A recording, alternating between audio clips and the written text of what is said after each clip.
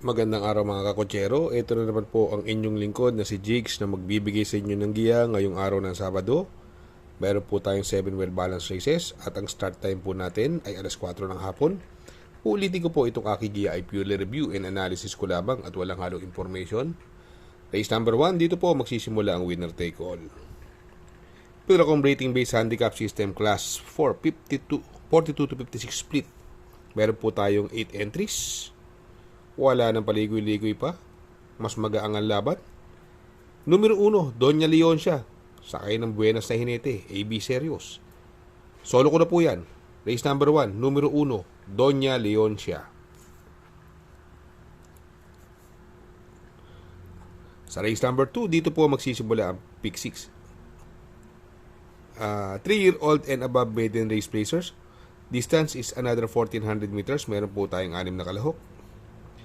First choice ko po rito, numero 6, Balisong, sakay ni Jackie Bumbong Villegas. Maganda ang novato race nito. Second choice ko po, numero 3, You Can Bet On Me. Last na nito sa nasigundo. Sakay ni Jan Alvin Guse. Kung magsasama po ako ng pandiyado, numero 4, No Quit. Sakay ni Jomel Storke, no? Isang derimating kabayo. Kaya dito sa race number 2, ang pili ko po, doon ako sa numero 6, Balisong. Panigundo, numero 3, You Can Bet On Me. At isasama ko pong pandiyado, numero 4, No Quit. Sa race number 3, dito po magsisimula ang pick 5. Pilacom rating based handicap system class 4, 42 to 56 split. Another 1400 meter distance, may 5 kalahok. First choice ko po, numero 2, Bantay Sarado. Sakay ni Bumbong Villegas. May gamay, magaangang laban. Angkop ang distansya. Second choice ko na rin po, numero 5, Super Dancer. Sakay ni Eminem Gonzalez. Talking horse po sa kanya to. At nakaraan, bumigla ito. Super Dancer. Medyo malakas na yung nakalaban sila. Orient Express.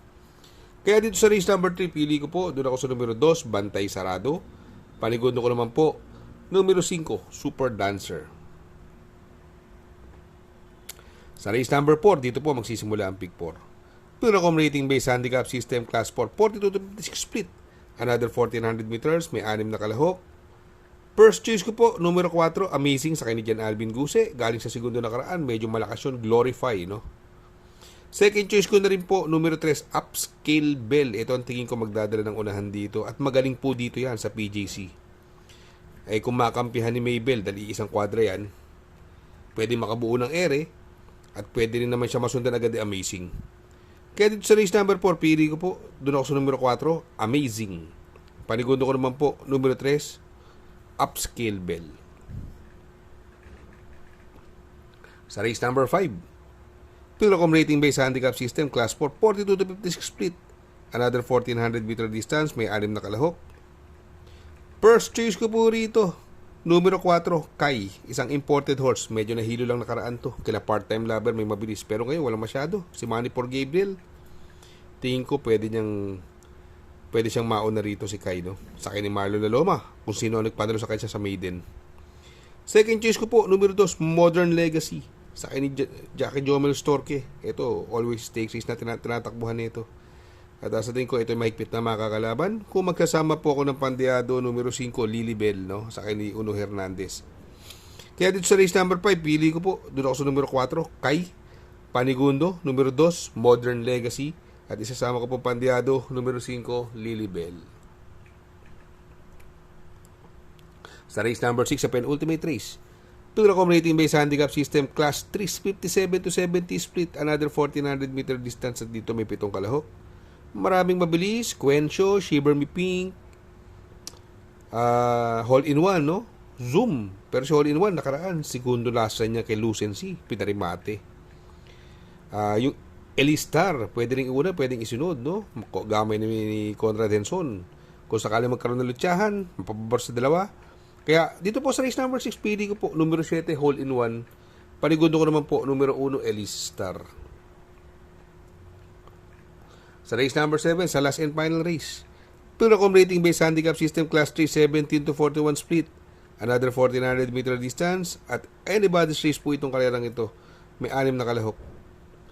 First choice ko po rito, yung numero 6, Popoy N. Basha, sa kanyang Noel Lunar, no? Ito, bumaba ng laban ito eh. Second choice ko naman po dito, numero 3, Jewel of the Nile. Binilik na kay Mark Alvarez. Last na to, tersero eh. Sakay ni nung apprentice ni Jackie Simasio. Ngayon, Mark Alvarez, magaling sa kanya to. Kaya dito sa race number 7, pili ko po. Doon ako sa numero 6, Popoy and Basha. Panigundo ko naman po, numero 3, Jewel of the Nile. Mega shout out kay Sir Rodrigo Balat Herrera ng Yuseco Almeda. Mega shout out from Jumarang Flores. Shout out nga pala kay Sir Pax ng Barkadahan OTV. Located po siya sa 1139 New Antipolo Street, Corner Vargas. Malapit lang po sa Abad Santos, yung bagong ginawang tulay. Very convenient and attentive po ang mga tao. Pwede po kayong mag-EB at party while betting on racing. Good luck mga kakutsero. Sana po matapat ang ating giya at yung mga nakasunod. Sana po ay magsitama po kayo. Ako yung makikiusap lamang at makikisuyo sa inyo na please like, share, subscribe, and hit the notification bell para update kayo sa aking mga giya. Good luck po and happy racing.